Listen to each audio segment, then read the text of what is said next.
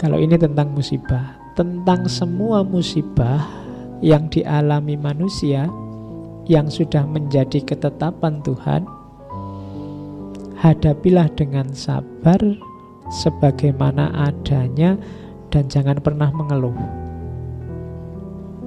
Namun tetaplah berusaha semampumu untuk mengatasinya. Nah, ini agak sulit. Kadang-kadang kita sabar itu terus diartikan pasif. Sabar saja saya Pak, entahlah lulusnya kapan, Allah sudah nulis kok saya lulus kapan. Tidak boleh gitu. Sabar ya, tapi tetap berusaha semampumu untuk mengatasinya. Berusahalah. Hasilnya apa? Terimalah dengan sabar. Sederhananya kan begitu. Hidup saya susah sekali Pak. Ya, terima saja kesulitanmu sambil tetap berjuang semampumu. Itu saja sebenarnya tugas kita, tidak rumit-rumit. Tidak ada orang yang bebas musibah, bebas masalah. Jalanlah sesuai dengan situasimu. Lakukan semampumu. Jangan dipotong-potong. Ada orang yang berusaha saja tapi tidak ada sabarnya. Ada orang yang sabar saja tidak ada usahanya. Dua-duanya kurang lengkap. Hidup ini sering saya jelaskan ada sunnatullah, ada kudratullah. Sunnatullah itu seperti matematikanya Pythagoras tadi. Hidup ini ada rumusnya. Kalau kalian males ya suksesnya lama, itu sunnatullah. Kalau kalian tidak makan ya kamu lapar, itu sunnatullah. Sunnatullah ini yang harus kita pedomani dalam perjuangan. Meskipun begitu, seandainya perjuangan gagal, ya sabar saja, jangan putus asa. Kita masih ada kudratullah. Kudratullah itu ketika Allah dengan kehendaknya sewaktu-waktu bisa intervensi. Tidak apa-apa. Misalnya kamu pulang nanti terus berkaca di kamar. Begitu kamu berkaca, kamu kaget lihat wajahmu sendiri. Ya Allah Pak, saya kok kayak gini ya, apa laku saya nanti misalnya. Tidak apa-apa, jangan putus asa. Ya secara sunnatullah mungkin tidak laku. Tapi loh, ini cuma contoh kok. Secara kudratullah tidak. Kalau Allah berkehendak loh, kamu bisa tiba-tiba dapat jodoh langsung 4 misalnya. Nah, itu kudratullah. Jadi Allah yang berkehendak. Cuma yang kudratullah ini dalam hidup sehari-hari jangan dijadikan pedoman. Itu kalau usaha sudah kamu lakukan, berharaplah kudratullah datang. Misalnya saya sering mencontohkan, kamu loncat dari Ambarukmo Plaza lantai paling atas, itu secara sunnatullah ya kamu tewas. Tapi secara kudratullah bisa tidak. Gitu loh. Misalnya pas kamu loncat kok tiba-tiba bareng di bawah ada truk yang bawa kasur banyak itu. Terus pas di situ lu ndak jadi tewas. Nah itu kudratullah. Tapi yang kamu pedomani yang sunatullah, jangan kudratullah. Nanti kamu kalau nggak tewas juga ndak kok, kalau Allah nggak nakdir juga ndak, terus kamu loncat ya ndak. Yang dipedomani yang sunatullah. Meskipun nanti seandainya hasilnya tidak seperti yang kamu harapkan, tidak apa-apa. Allah bisa intervensi. Di situ gunanya doa. Makanya kita disuruh beriman itu pada qada dan qadar. Qada itu yang sunatullah tadi, yang qadar yang kudratullah. Jadi sama seperti yang diucapkan oleh Pythagoras, meskipun Pythagoras tidak pakai ayat. Jadi isinya sama. Jadi tentang musibah, sabarlah, kemudian tetap berusaha semampumu untuk mengatasinya. Karena sabar juga bisa jadi senjata.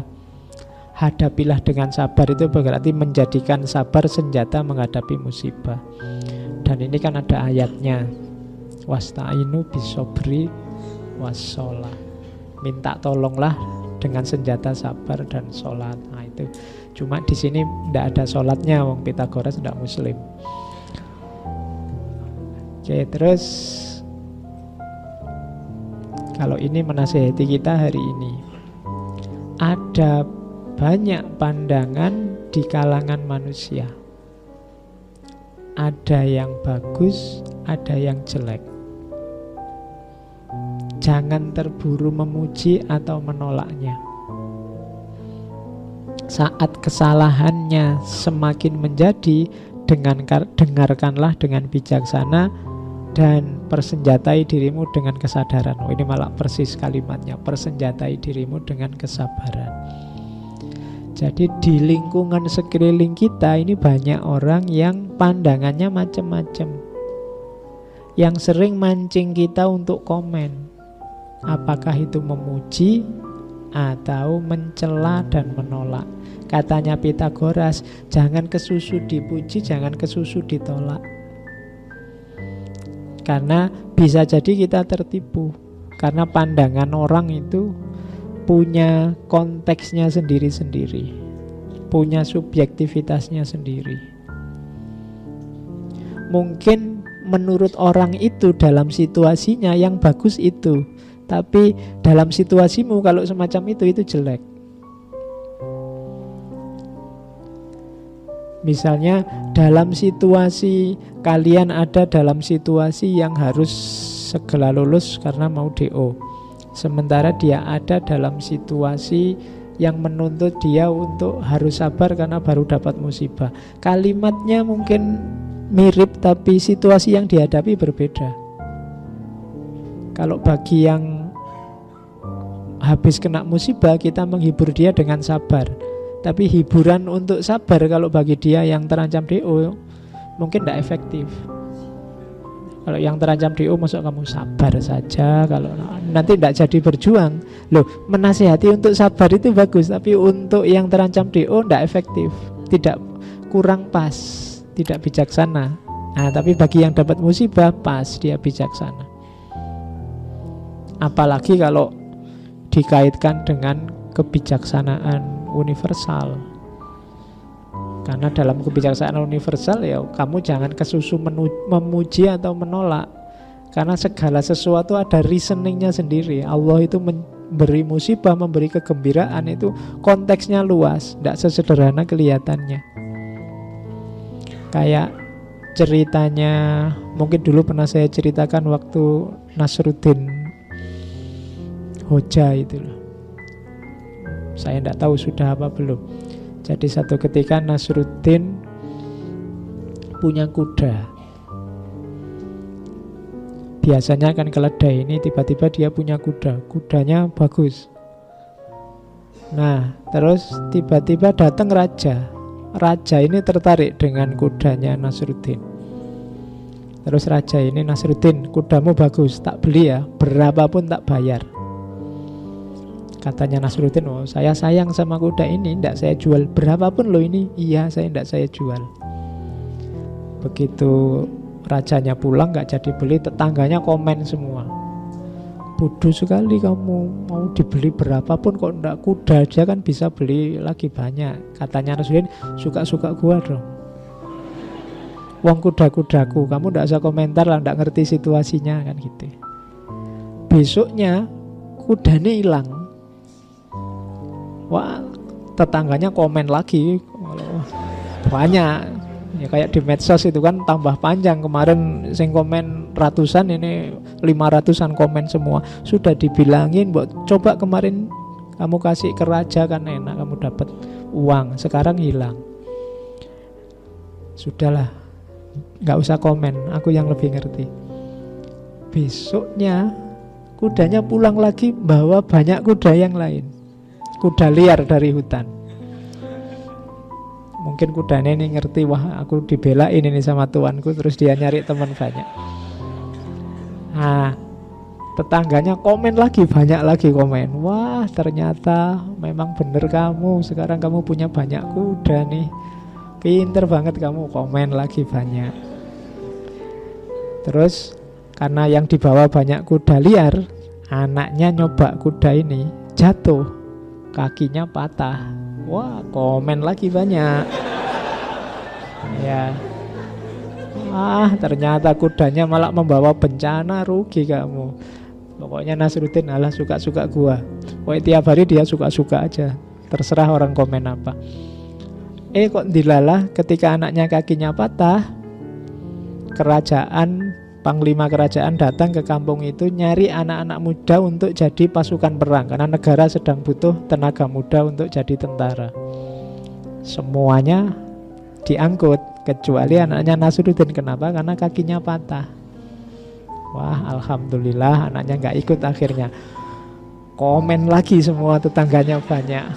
Ya, jadi hari ini kan kita peradaban ini serba komen, serba itu. Rumusnya Nasruddin sederhana, suka-suka gua aja lah, terserah yang komen. Kalau dia mendengarkan orang komen tadi mungkin pontang-panting dia. Tapi alam semesta bekerja dengan logikanya sendiri. Kadang-kadang yang kita anggap bencana ternyata dia anugerah. Tadi kakinya patah dianggap bencana, ternyata anugerah. Tadi nggak dapat uang dari raja dianggap bencana, ternyata anugerah, dapat kuda banyak, dan seterusnya. Maka jangan terburu memuji, jangan terburu menolak. Ini mengingatkan kita, hari ini kan kita peradaban komen. Negara dengan populasi komentator paling besar kan Indonesia. Hati-hatilah dengan komen, jangan terburu memuji, jangan terburu-buru menolak. Terus ini agak panjang. Perhatikan baik-baik di setiap saat apa yang akan kukatakan padamu. Jangan biarkan siapapun dengan kata-kata atau perbuatannya membuatmu tergoda, kayak Nasruddin tadi, atau terpancing untuk mengatakan atau melakukan apa yang tidak sesuai dengan dirimu. Ini dua hal ini penting. Kadang-kadang kita, orang lain salah, dan kesalahan orang lain itu jadi sumber kesalahan kita. Orang ini salah, terus kita maki-maki kesalahannya. Ini berarti apa? Kesalahannya dia jadi sumber kesalahan kita. Itu salah double namanya. Dan ini sering terjadi. Berarti apa? Kejelekan orang lain menggoda kita untuk melakukan kejelekan. Banyak terjadi seperti itu. Maka Pythagoras menasihati kita, jangan biarkan siapapun dengan kata-kata atau perbuatannya membuat kita tergoda, terpancing mengatakan atau melakukan yang tidak sesuai dengan dirimu. Dia punya situasi sendiri, kamu punya situasi sendiri. Jangan terpancing. Istiqomahlah dengan kebaikanmu. Kadang-kadang kita mengkritik orang yang mencaci maki dengan cara mencaci maki dia balik. Itu sama, kita berarti satu level dengan dia. Podo-podo tukang caci maki. Kita mengkritik persekusi dengan melakukan persekusi. Oke, terus tanyakan dan pertimbangkan sebelum bertindak, karena mungkin engkau melakukan tindakan yang bodoh, karena menyedihkan bagi seseorang untuk berbicara dan bertindak tanpa berpikir. Lakukan sesuatu yang tidak akan menyusahkanmu sesudahnya atau membuatmu menyesal. Kalau itu mudah dipahami. Yang nomor 30, jangan lakukan apapun yang tidak kau pahami. Berarti apa? Melakukan sesuatu yang hanya ikut-ikutan. Jadi melakukan sesuatu yang kita tidak paham. Kenapa kok kamu ngaji? Tidak tahu, teman-teman kalau malam Kamis kok ke masjid yo. Sepi di kos-kosan wis aku. Nah, itu namanya melakukan sesuatu yang tidak kamu pahami. Pastikan kamu paham dengan apapun yang kamu lakukan, biar tidak menyesal. Pertimbangkan semua yang kamu putuskan sampai ke efeknya yang paling jauh. Dari situ pelajarilah semua yang kau ketahui, dan dengan itu engkau akan hidup dengan sangat bahagia. Jadi ketahuilah apa yang mau kita lakukan dan pelajarilah apa yang perlu kita ketahui. Ini dua hal yang kelihatannya beda tapi sebenarnya saling nyambung. Kalau dipelajarilah semua yang perlu kau ketahui, itu berarti apa? Carilah ilmu yang benar-benar manfaat. Jangan hanya nyari ilmu, nyari wawasan hanya untuk koleksi yang tidak berguna. Cari ilmu yang benar-benar manfaat, atau ambillah manfaat dari setiap ilmu yang kamu gali. Di situ nanti sumbernya kebahagiaan. Bahagia itu kan ketika idealmu cocok dengan kenyataannya. Ideal untuk cocok dengan kenyataan itu kita butuh ilmu. Maka pelajarilah semua yang perlu kau tahu, maka dengan itu engkau akan hidup sangat bahagia. Kalau ini fisik, jangan mengabaikan kesehatan tubuhmu. Berikanlah makan dan minum sesuai ukurannya, dan latihlah tubuhmu sesuai kebutuhan. Yang ku maksud ukuran adalah apa yang tidak akan membuatmu tidak nyaman. Biasakan dirimu dengan jalan hidup yang tertib dan sederhana tanpa bermewahan. Hindari segala hal yang mengundang kecemburuan. Kalau ini mengelola fisik, kalau tadi kan mengelola batin. Yang ini fisik juga harus kita openi, kita perhatikan, karena ini juga amanat dari Tuhan.